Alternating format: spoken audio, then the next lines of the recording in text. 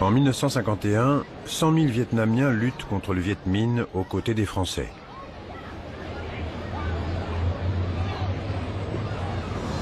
Saigon, au printemps. Nguyen Lat Qua assiste à un défilé militaire de l'armée nationale vietnamienne en l'honneur de Jean Latourneau, le nouveau haut-commissaire français en Indochine.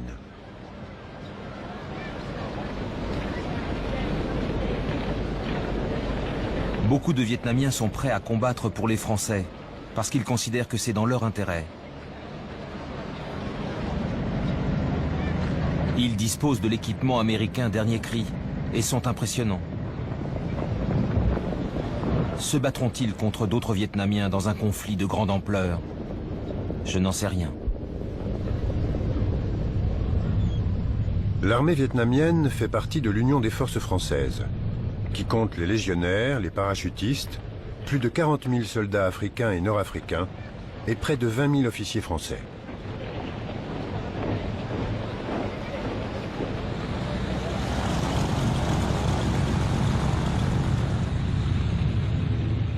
Saigon, mars 1953.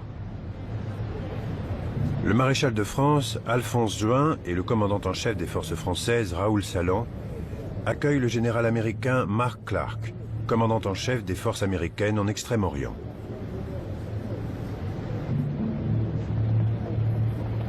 Est également présent le chef d'état-major de l'armée vietnamienne, Nguyen VanInh. Le général Giap. Les Français sont en train de s'allier aux Américains et d'utiliser leur argent et leur matériel pour créer des armées nationales. Peu à peu, ils livrent l'Indochine aux États-Unis.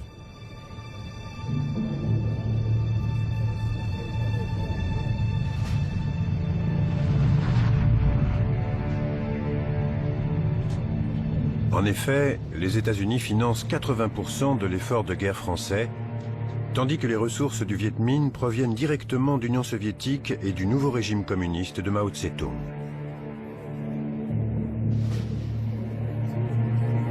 La guerre d'Indochine a dépassé le stade de l'escarmouche entre un empire colonial européen et ses sujets.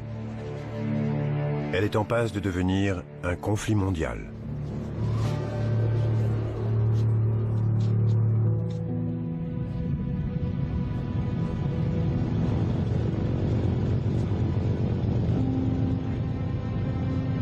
En mai 1953, le général Salan est remplacé par le général Henri-Eugène Navarre.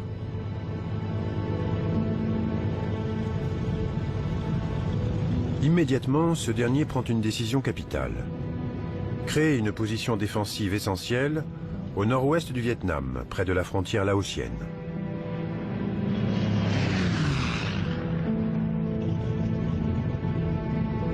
Il choisit un petit village au croisement des routes stratégiques entre la Chine, le Laos et le Vietnam, et occupé par des Thaïs, restés fidèles aux Français.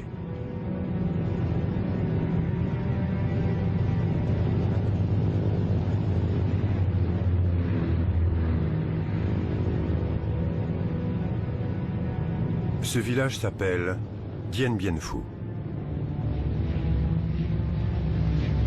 Par avion, Navarre fait acheminer des troupes nombreuses de la base aérienne d'Hanoï et de Cat Ba à Haiphong. Ngo Van Thieu observe l'arrivée des soldats français. On savait que c'était leurs meilleurs éléments, les parachutistes, les légionnaires. La bataille serait dure. J'ai compris que Dien Bien Phu signifierait notre victoire ou notre perte.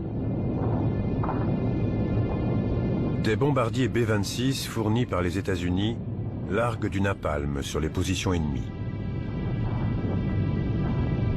Encerclée par 50 000 hommes de l'armée Viet Minh, la garnison française est opposée à un adversaire 4 fois supérieur.